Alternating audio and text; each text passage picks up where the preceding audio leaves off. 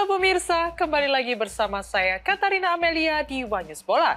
Edisi kali ini kami awali dengan berita sepak bola Eropa. Dewan Kota Barcelona belum mengizinkan Blaugrana menggunakan Camp Nou dalam waktu dekat, sehingga rencana klub untuk kembali ke stadion tersebut harus tertunda. Informasi lainnya pemirsa, kita beralih ke sepak bola nasional. Pemain FC Utrecht Miliano Jonatas optimis dapat membawa timnas Indonesia cetak sejarah lolos ke Piala Dunia 2026. Harapan ini semakin memberikan motivasi jelang kualifikasi ronde keempat. Pemirsa, inilah Wanyus Bola selengkapnya.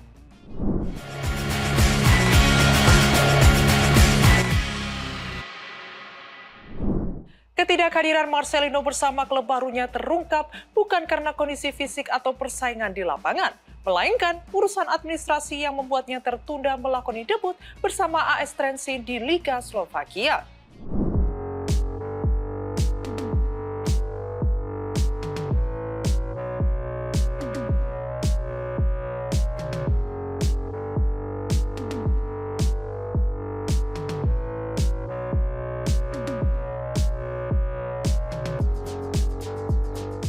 Pemain timnas Indonesia Marcelino Ferdinand menjadi sorotan setelah belum juga terlihat membela klub barunya AS Trenčín.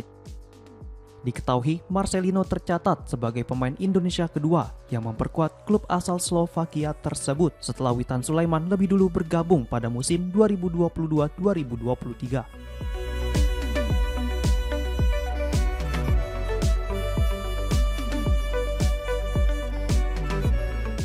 Gelandang berusia 21 tahun itu resmi diperkenalkan AS Trenčín pada 6 September 2025. Saat dirinya masih fokus memperkuat timnas Indonesia dalam dua laga FIFA Matchday kontra Cina Taipei dan Lebanon. Seharusnya Marcelino sudah bisa bergabung dengan tim pada 10 September usai jeda internasional berakhir. Namun hingga kini Marcelino belum juga menjalani debut. Dirinya tidak masuk line up pada dua laga terakhir Trenčín di Liga Slovakia melawan MFK Ružomberok pada 13 September dan FK Železničar Poderezova pada 20 September.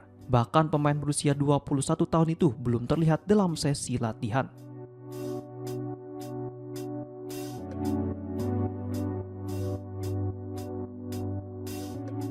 Menanggapi hal tersebut, Direktur Olahraga AS Trenčín, Andrej Zacic, menjelaskan bahwa Marcelino masih harus menyelesaikan sejumlah proses administrasi sebelum bergabung penuh dengan tim. Dirinya menegaskan klub tidak ingin memberikan beban maupun ekspektasi berlebih kepada pemain timnas Indonesia tersebut. Menurut Zacic, Marcelino yang dipinjam dari Oxford United FC membutuhkan waktu untuk beradaptasi dengan lingkungan baru di Slovakia dan ritme kompetisi Liga Slovakia. Dirinya pun berharap sang gelandang dapat segera menyesuaikan diri dan memanfaatkan kesempatan ini untuk merebut kepercayaan pelatih.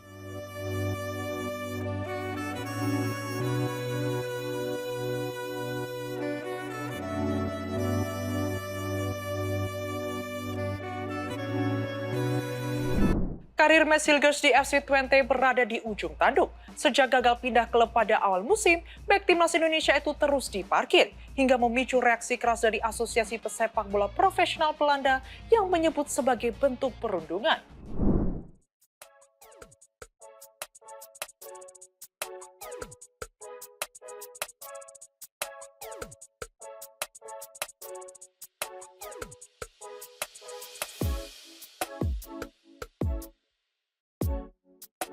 Kontrak Mads Hilgers bersama FC Twente akan berakhir pada akhir musim. Bek keturunan Indonesia itu sempat menyatakan keinginan untuk hengkang, namun gagal menemukan klub baru hingga bursa transfer Eropa ditutup.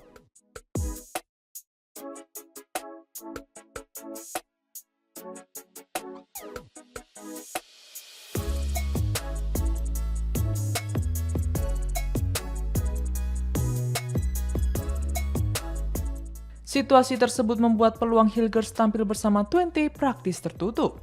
Setelah manajemen klub mengultimatum agar ia segera memperbarui kontrak jika ingin kembali dimainkan. Kasus ini kemudian mendapat sorotan dari Asosiasi Pesepak Bola Profesional Belanda atau VVCS. Direktur VVCS Louis Everard mengecam keputusan 20 dan menilai perlakuan terhadap Hilgers sebagai bentuk perundungan serta penyalahgunaan wewenang.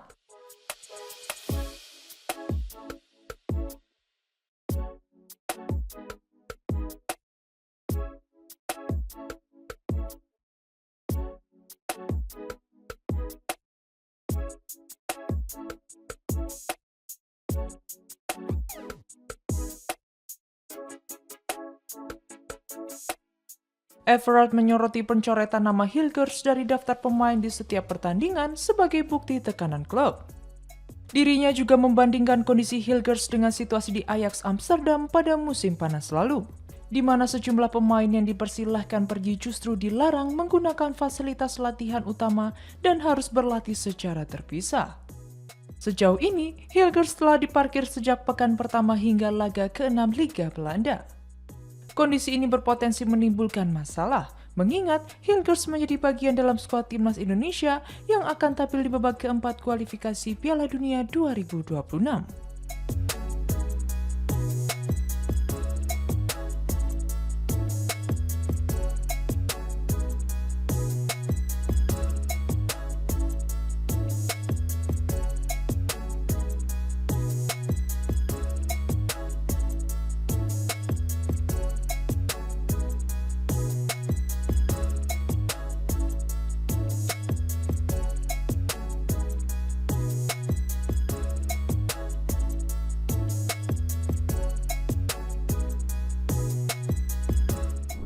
Irak menilai bahwa timnas Indonesia bukanlah lawan mudah.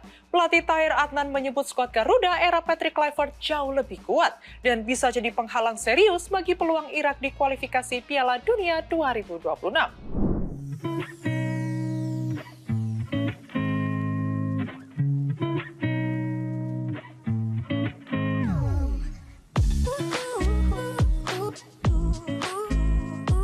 Salah satu pelatih asal lokal Irak, Tahir Adnan, menilai timnas Indonesia terus menunjukkan perkembangan signifikan di bawah asuhan Patrick Kluivert.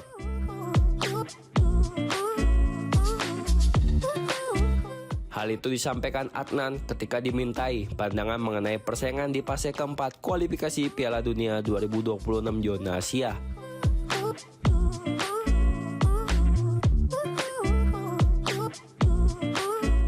Yang akan mempertemukan Arab Saudi, skuad Garuda, dan Irak pada awal Oktober mendatang.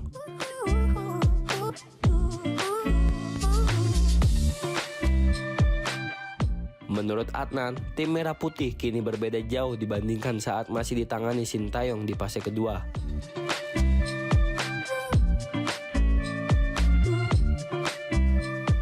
Saat itu, Indonesia harus menelan kekalahan telak dari Irak dengan skor 1-5 dan 0-2.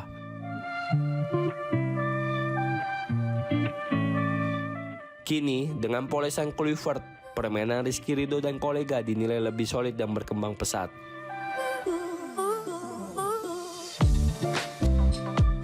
Adnan menambahkan persaingan menuju tiket putaran final Piala Dunia 2026 akan sangat ketat.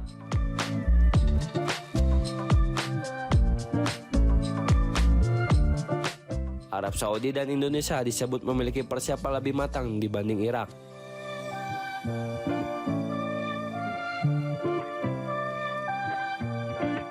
Karena itu, peluang singa Mesopotamia akan sangat ditentukan oleh kecerdikan pelatih Graham Arnold.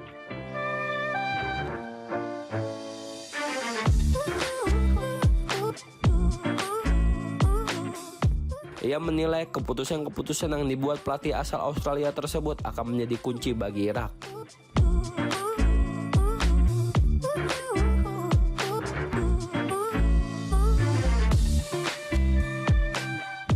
Namun, Adnan juga mengakui misi Irak kali ini tidak mudah karena harus berhadapan dengan dua tim yang tengah berada dalam tren positif dan semakin kompetitif.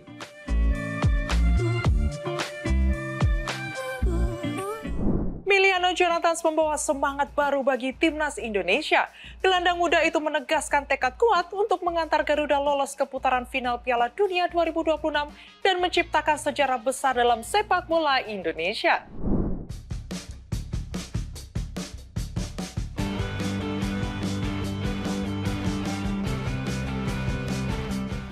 harapan besar tengah menyelimuti timnas Indonesia yang kian dekat dengan impian tampil di Piala Dunia 2026.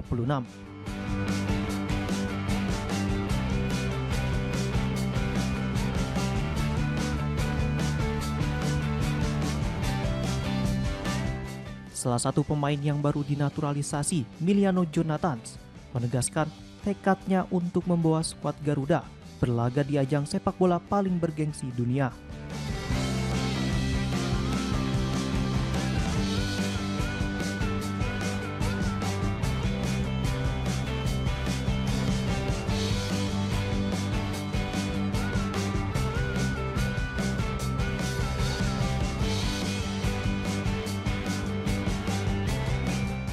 Indonesia akan kembali berjuang pada babak keempat kualifikasi Piala Dunia 2026 zona Asia yang berlangsung pada bulan Oktober mendatang.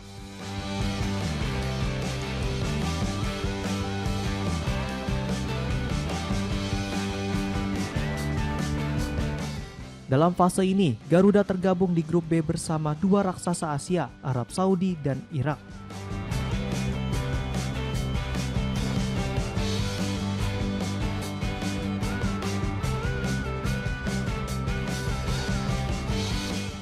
Jalan menuju Piala Dunia jelas tidak mudah.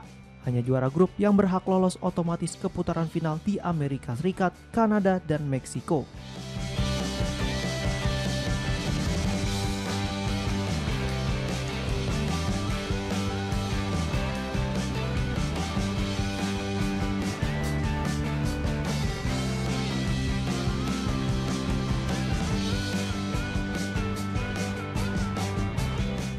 Namun semangat Emiliano tetap tinggi. Pemain FC Utrecht itu sebelumnya telah mencatatkan debut bersama timnas Indonesia pada FIFA Matchday September 2025.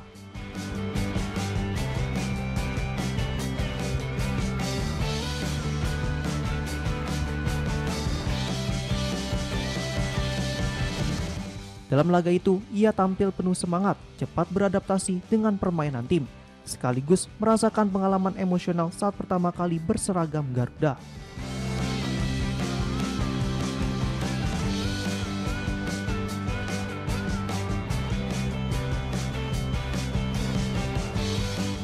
Sementara itu, ujian berat menanti ketika Indonesia menghadapi tuan rumah Arab Saudi di Stadion King Abdullah Sport City, Selasa 9 September 2025, dini hari waktu Indonesia bagian Barat.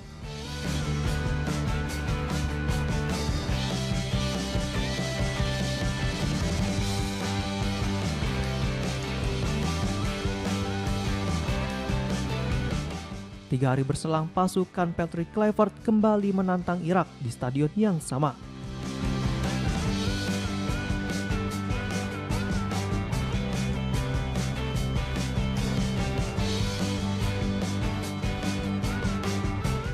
Jika mampu mencuri poin dari dua laga awal, peluang Indonesia mencetak sejarah dengan tampil perdana di Piala Dunia akan semakin terbuka lebar.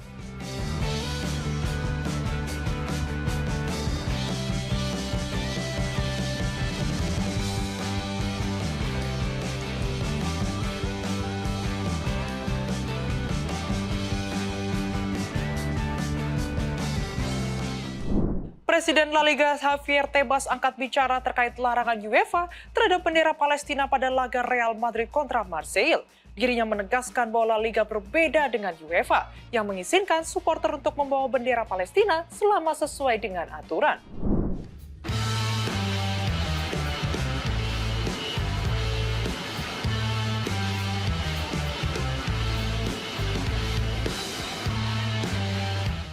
Presiden Liga Spanyol Javier Tebas angkat bicara mengenai larangan UEFA terhadap penggunaan bendera Palestina di Stadion Santiago Bernabeu. Saat laga Real Madrid melawan Olympique Marseille pada matchday pertama Liga Champions 2025-2026, Rabu 17 September 2025. Meski Real Madrid berhasil menang 2-1, pertandingan tersebut meninggalkan kontroversi.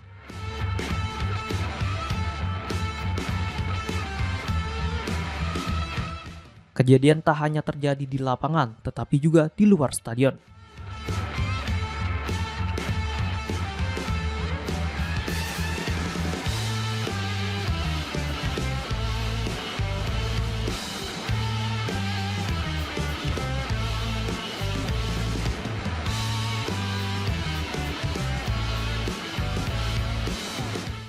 Sejumlah supporter Marseille sempat diadang petugas keamanan karena membawa bendera Palestina.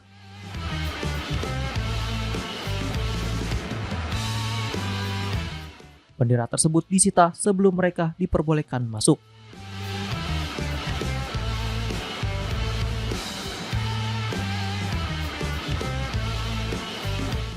Insiden ini memicu perdebatan di media sosial, dengan banyak pihak mengecam UEFA karena dianggap menerapkan standar ganda.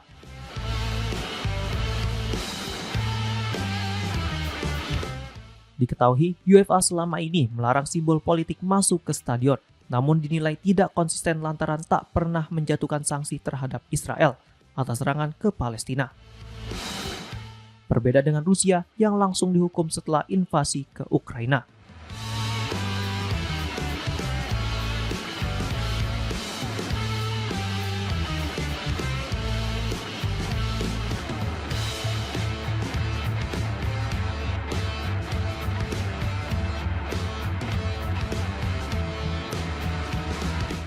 Beberapa hari kemudian, Javier Tebas menyampaikan pandangannya.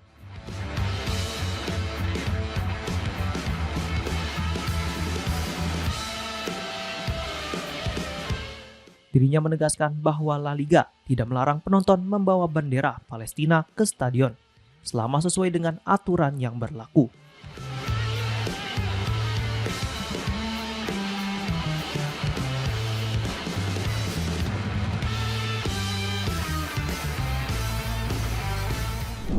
Harapan Barcelona untuk segera pulang ke Spotify Camp Nou harus kandas. Dewan Kota Barcelona menolak izin operasional akibat persoalan keselamatan, sehingga memaksa Blaugrana menjamu Real Sociedad dan PSG di Stadion Olimpiade Montjuic.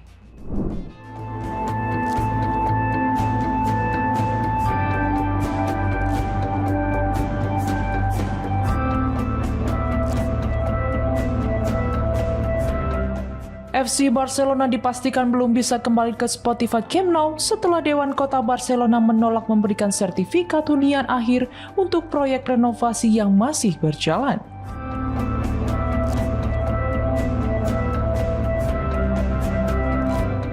Pihak otoritas menyebut sejumlah kekurangan, terutama terkait aspek keselamatan, masih belum terpenuhi sehingga izin resmi tidak dapat diterbitkan.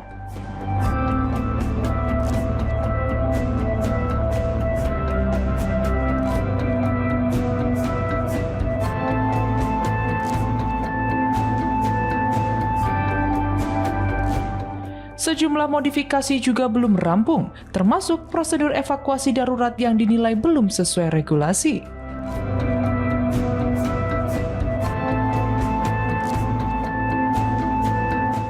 Kondisi ini membuat Camp Nou dipastikan tidak bisa digunakan untuk laga La Liga melawan Real Sociedad pada 28 September mendatang.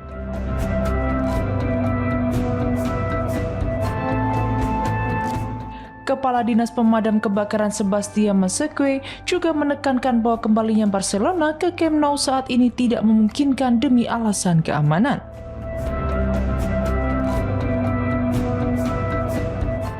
Meski enggan mengomentari ketegangan dengan pihak klub, Dewan Kota menegaskan kerjasama dengan Barcelona tetap terjalin.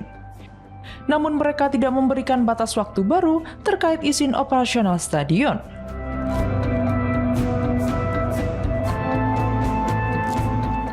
Wakil Wali Kota Laila Bonet memastikan laga kontra Real Sociedad akan digelar di Stadion Olimpiade Montjuic.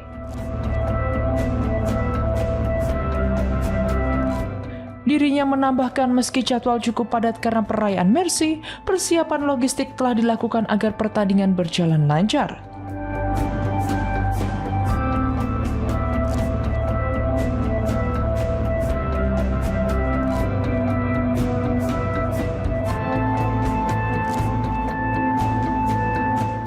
Sebelumnya, Presiden Barcelona Joan Laporta sempat meningkatkan tekanan kepada Dewan Kota.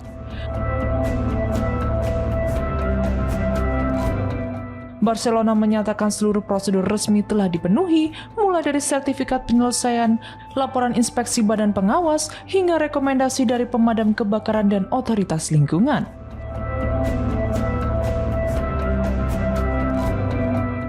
Klub menilai menilai fase pertama renovasi sudah tuntas, namun Dewan Kota secara tegas menolak klaim tersebut.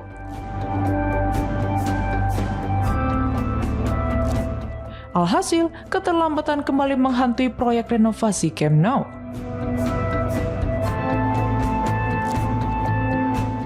Barcelona pun harus tetap bermain di Montjuic, termasuk untuk laga penting melawan PSG pada 1 Oktober mendatang, dengan catatan kondisi lapangan layak digunakan.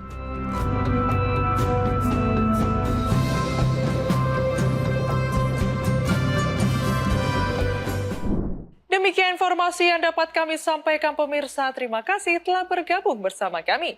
Saya Katarina Amelia dan seluruh tim yang bertugas mengucapkan sampai jumpa di One News Bola berikutnya. Setiap hari pukul 9 malam hanya di kanal YouTube TV One News.com.